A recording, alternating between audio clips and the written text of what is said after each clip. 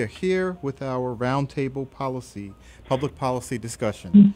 And we're going to start off with playing a little bit of a intro so that we can start talking about some of the issues which have arisen. And we will start off. On to your friend and our president. I don't understand why something like this, something like everything that's going on around him, has not shaken his approach to this pandemic. I don't understand why he won't embrace his role and take charge and tell the experts around him to make a plan to fight what's going on. What is his resistance, Chris? Chris, I think he's done a good job. First of all, let's give him credit. A+ for handling the economic response. We faced a near economic collapse. He has signed off on 3 and now soon to be 4 bipartisan stimulus bills that are in the trillions of dollars to keep this economy going, keep the country going. You know, Barack Obama, when he started his presidency, started with $1 trillion stimulus. He wouldn't allow any Republicans to be part of it. This president's just signed 4 bipartisan stimulus bills. So the idea that somehow he's some rogue president, he's working with Congress. He's doing the job he needs to do. Wait, hold on. Chris, how is he doing the job he needs to do? I don't want to talk about CNN, but just hold on a second. We just had our worst quarter in history. We are relatively faring worse than other countries that dealt with this at similar scale and worse scale. I don't know how you give him an A+. I wish you'd been one of my teachers in school. But don't make it about Obama. Obama inherited one of the worst economies in history and took some of the tools and added others, and we turned it around, Democrat and Republican, in unprecedented fashion. I don't know why you'd want to compare it to that. This is because of the pandemic. And this president refuses to own this situation. You heard him say, Chris, I take no responsibility. Why? Well, he's not responsible for the virus. I think we all agree. He's responsible. Okay. So that was in CNN audio from Cuomo pushes back as Trump confidant praises pandemic response. It's kind of interesting because Chris Ruddy, he works for Newsmax as a CEO, but he actually, to start with, I wanted to just mention a little bit about his background. He actually graduated from Hebrew University in Jerusalem, St. John University in New York for a BA, and London School of Economics for an MA in Public Policy. But it's interesting because in his commentary for a New York Guardian, a conservative monthly periodical, noted some years ago concerning his debunking of the PBS documentary, Liberators Fighting on Two Fronts in World War II, which stated that an all-black army unit had liberated the Buchenwald and the Dachau concentration camps in Germany. He called the documentary an example of how the media can manipulate facts and narratives to create a revised history of both believable and untrue, similar to the events of 9/11. So he's saying that, in essence, that a documentary can fabricate the truth and make people believe in what is being said. I think he should probably read his own article, what he's saying right here. What do you think, Cliff? That's pretty good, yeah. Listen, Ernesto's there, right? Yes, I'm here. Yeah, hi, Ernesto. Hi, hey, Cliff, how are you? Good. Hi, Doc. Hey, how you doing? Good. Yeah. You have something to say on that issue? Yeah. Well, I think I was to talk about the election, but yes. yeah, I mean, I missed the very beginning of that in his Buchenwald, and I'm sorry, but I missed the very beginning of that because I was. Oh yes. I didn't know this was my section here. Yes. I thought I was talking about that's fine. the election and him putting off the election. But Trump is actually. Go to the next video. Next video. That's outrageous. Go to the next video. It's so outrageous, and I'm glad he brought up that. Why would he compare this to Obama's situation when we had an economy that was about to collapse at the time that Obama took over? Right. And of course, George Bush and them raped the country before he left. And them going up to the Capitol, asking for what was it, Introduce the next audio. $600 million or something like that. Okay. And they had like a sheet of paper or something, and to compare that to what Trump is just he can't tell the truth. Yeah. Well, scientific opinions vary over time based on facts and scientific research with peer-reviewed scrutiny, not political whims. So we're going to move on to the next topic. The ABC News audio, Trump suggests delaying 2020 election, a power designated to Congress. Ernesto will be talking about that. This afternoon, we watched on as Vanessa Guillen's story drew the attention of the most powerful man in this country. President Trump called the soldier from Houston very extraordinary and promised before cameras that her Houston family has his support. Yo quiero que usted me ayude a que se haga justicia por mi niña. In Spanish, the heartbroken mother of Houstonian Vanessa Guillen, Gloria Guillen, asked the President of the United States to help in her family's quest The audio, Dr. Arnold, the audio that's playing, that's for Rochelle. That's for Rochelle. Respected and loved by everybody, including in the military. President Donald Trump promised a full investigation into the 20-year-old soldier's brutal murder and dismemberment. Vanessa's 16-year-old sister, Lupe, who's been a voice for the fallen service member, spoke directly to Mr. Trump. The way they treat Vanessa, they treated us. No transparency, no respect. They did not respect our pleading. They did not respect our pleading of my mother. And they did not respect my sister. In the extraordinary meeting between this Texas family and the leader of the free world, Lupe and her sister Myra did not shy away from expressing their ongoing frustration with Fort Hood leadership, telling POTUS the Army failed Vanessa. I want to point out how is it that her chain of command failed. Trump vowed they'll get to the truth, saying the FBI and DOJ will review the case. So we're going to get to the bottom of it. And how could it have happened when nobody knew about it at all? They must have known. The exchange followed an explosive day in our nation's capital as supporters took to the streets demanding the hashtag I Am Vanessa Guillen bill be passed by Congress. Okay, that was a ABC 13 News, iNews Witness News audio. I will help President Trump pledges to pay for Vanessa Guillen's funeral. And what do you think about that, Rochelle? This seems to be really something bizarre. That's all I can say. Absolutely. And I'm glad that they got an opportunity to have that meeting, first of all, so that it could be publicized. That's one thing. And then also so that maybe he will later understand that she is entitled to full military honor, so he doesn't need to pay her funeral expenses. That would be the first point. And then secondly, that, they talk about the family being disrespected. They talk about how the mother, and I can only imagine as a mother, of being shut out and not being a part of the process, and how the military, basically the Army, failed her and her family. But it's more than just the Army. It's the entire whole military process, period. All of it. Okay. It's a deeper stain than just the Army. And there's so many more. Lavinia Johnson, you had, she was killed in Afghanistan. You have other suicides. Tina Priest, who was killed in Iraq.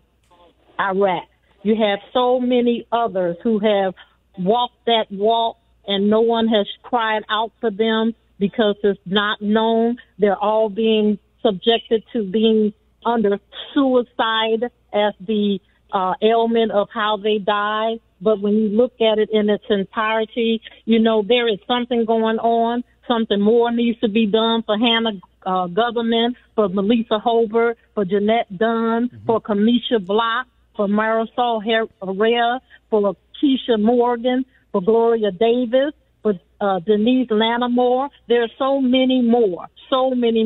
Melissa Vallis, Elisa Renee Peterson, and on, Clara Durkin, Jennifer Valdea.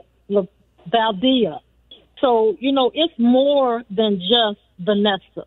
What needs to be done is something that the military and the DOD has to come to terms, and Congress come to terms that these hearings are fine.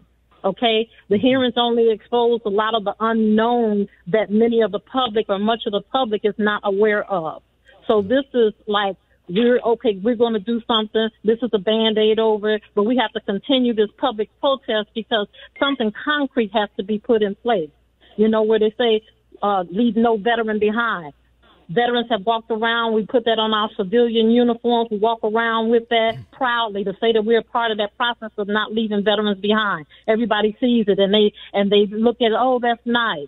Okay. But what are we doing for Congress? They have to have some action. They have to change that slogan, number one, from to care for he who bears the burden of it. We have to look at that because women are being left out of that process altogether. We have to look at having an independent, non-military investigation, you know, with the exception of maybe one JAG officer. They need to have polygraph tests. They need to have cameras in all common areas that are not top secret clearance. And it comes down to really how much is the armed forces and the president's office and chain of command willing to do to protect women in the military. That's what it all boils down to, not paying for a funeral. We need to see and hear something else that is concrete and something that makes sense, because that doesn't make sense to me. Yeah, you know, and I think I agree with you, Rochelle, totally, because one of the things is that, you know, Vanessa, her mother, Gloria Guillen, and her sisters, Lupe and Myra, we want to extend our condolences to you from America's Hero Group for the loss of your daughter and your sister. And so we are really deeply feeling this ourselves as veterans, that you lost that life in your life. And so, you know, the point you were making, you know, I'm wondering how politicized this is as well, because right now we have 157,000 people who died from the coronavirus and we don't hear anything. And then all of a sudden, now this is important. We've had veterans dying all the time. We had veterans who died at the hands of Russian hitmen that were brought into the picture that killed 3 of our Marines recently.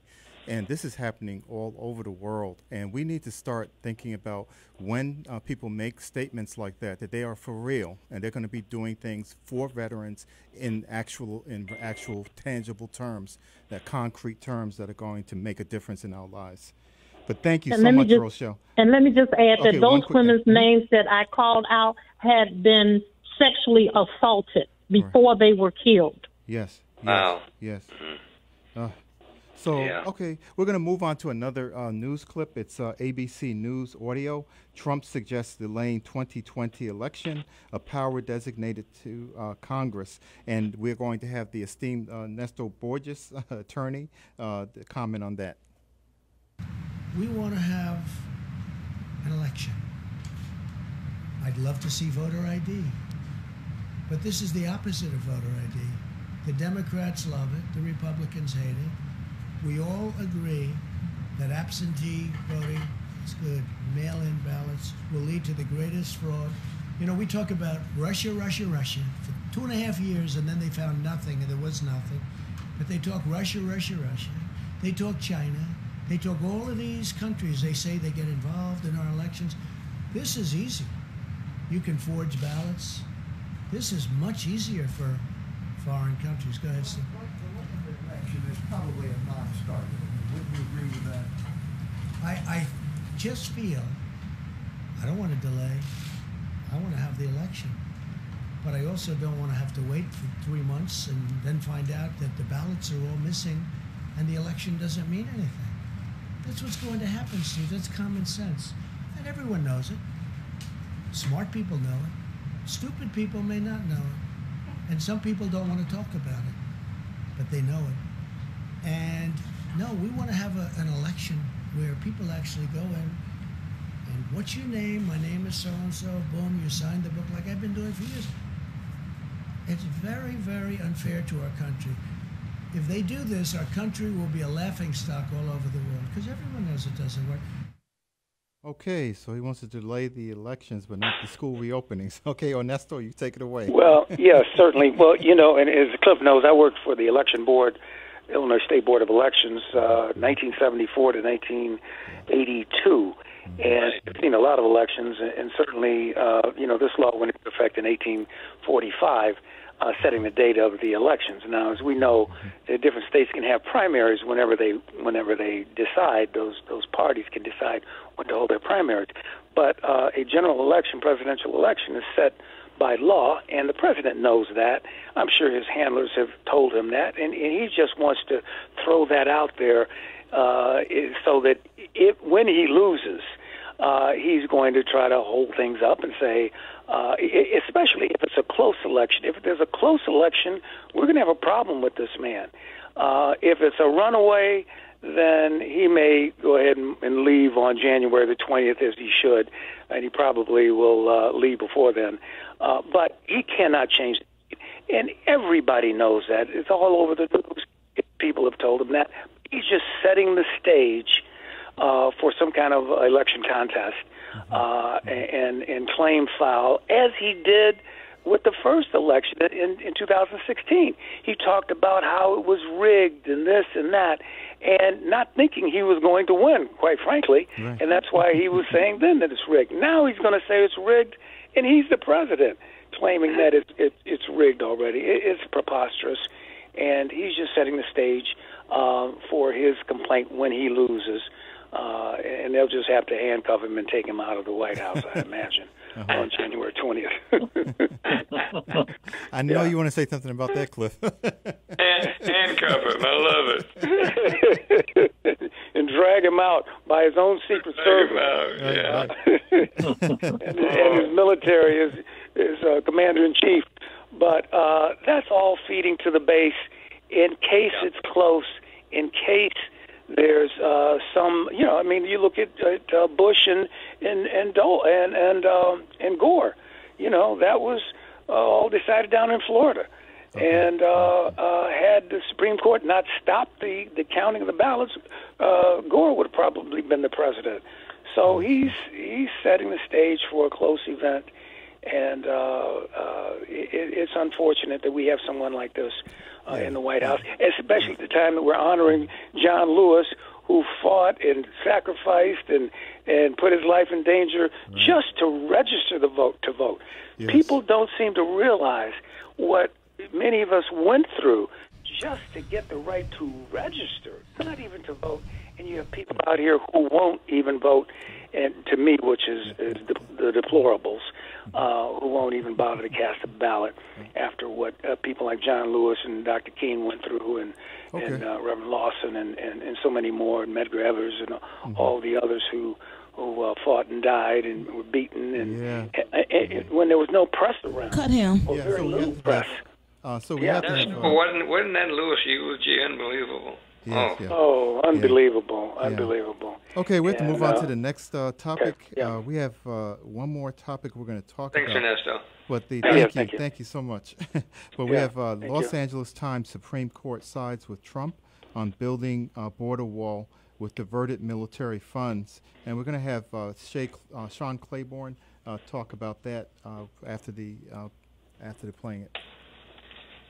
I'm sorry. Would you repeat? You're fading out on me. It's Los Angeles Times. Hello.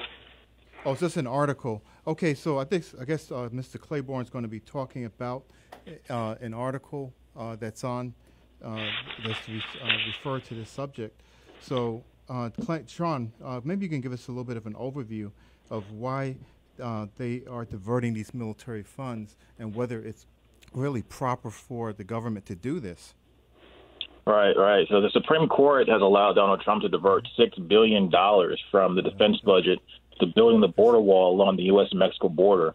And so it was a very narrow decision, 5-4 vote. Now, this is after the lower court said it was unlawful to do so. Now, there's a lot of backstory to this, and there's a lot of points to really pick out. Back in 2016, before Trump became commander-in-chief of the U.S. military and president of the United States, as a candidate, he said that Mexico was going to pay for the wall. Okay. Well, I guess evidently that's not the case. I guess we're going to be paying for this wall. So $6 billion being diverted from the defense budget to go and cover this wall. How do we get here? How did we get here? So in 2017, Trump issued an executive order to start the wall. So the wall actually started going under construction back in 2017, but nothing got started because there was no money to build the wall. Where was the money coming from? Mexico wasn't paying for it. So what happened after that, Trump's administration tried to kind of sneak it into the budget of 2018. Okay. So that led us into the government standoff. The Congress, and this was almost bipartisan, would not pass a budget with money going towards building a wall. Right. So we had that 35-day government shutdown. Right, because the Constitution says no money shall be drawn from the Treasury but in consequence of appropriations made by law, right?